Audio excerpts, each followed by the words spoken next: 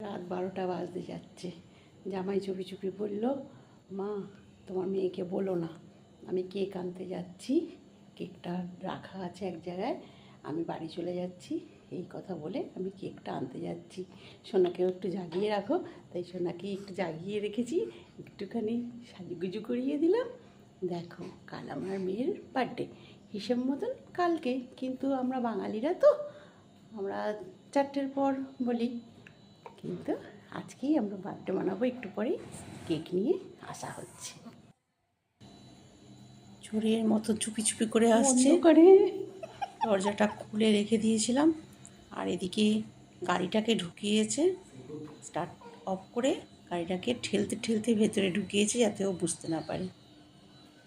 দেখো দরজাটাকে আমি চেপে দিয়েছিলাম, দরজাটা খোলাই আছে, কিন্তু ওরা এসে এত বদমাইশি করেছে, মেয়ে একদম পুরো চমকে গেছে। বলছে কে কে কে কে, এই কেকটা আনতে গেল আর ওকে বলে গেল আমি বাড়ি চলে যাচ্ছি।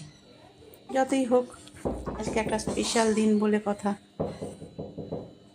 আর ওর ভিতর থেকে শুধু বলে যাচ্ছে খোলা আছে খোলা আছে, আর আমি তো সোনাকে নিয়ে দাঁড়িয়ে আছি।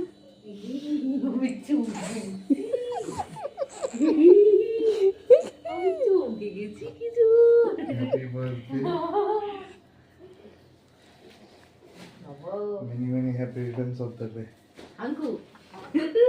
এই নাও তোমার সব থেকে বড় গিফট। এইটা হচ্ছে তোমার সব থেকে বড় গিফট। মামা মাথাতেও ঝুটি, এটা সব থেকে বড় গিফট ভগবানের কাছ থেকে পাওয়া, বছরের জন্মদিনের সেরা গিফট। কালকে আমাদের দোকান ওপেনিং হচ্ছে, মেয়ের জন্ম ডেট বা জন্মদিন উপলক্ষেই কিন্তু দোকানটা আজকেই ওপেনিং হবে আমাদের। সেই কারণেই এই রাত্রেবেলায় সেলিব্রেশনটা হয়ে যাচ্ছে। কালকে সারাদিন কতটা আজকে কালকে আমারও তো 4 মান্থ কমপ্লিট হয়ে গেল, 29 পুরোটাই সামলাবে সে। খুবই ভালো লাগছে, অনেকদিন বাদে একটা সুন্দর আনন্দের মুহূর্ত। কেকটা এত সুন্দর দেখতে, এত সুন্দর দেখতে কেকটা যে কি বলবো, দারুণ দেখতে, কোনো অসুবিধা নেই। টেস্টও ছিল অসাধারণ, অসাধারণ টেস্ট। এই কেকটা আনতে মনে খালি ছুটেছিল রাত্রেবেলা। ওখান থেকে আসবে, মিয়াওয়াড়ি থেকে আসবে। আজকে যেহেতু আমার বার্থডে, কি বলবো, ওর হচ্ছে কি বার্থডে 29শে মে হয়েছে, আর ওর মায়ের বার্থডে হচ্ছে কি 29শে সেপ্টেম্বর। তাই আমি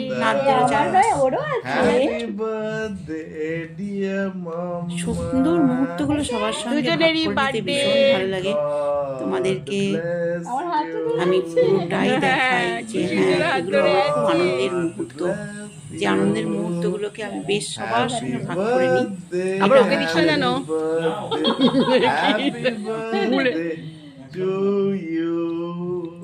আর যেহেতু এবারে ওর বাবাও বাড়ি আছে, সেহেতু আরও বেশি ভালো লাগছে মেয়ের, যে বাবা এবারে বাড়ি আছে। ওর বাবা তো থাকতেই পারছিল না, 5 বছর খড়গপুর ছিল, কাজেই 5 বছর জন্মদিনটা ওর কাছে একটু গায়ে লাগছিল।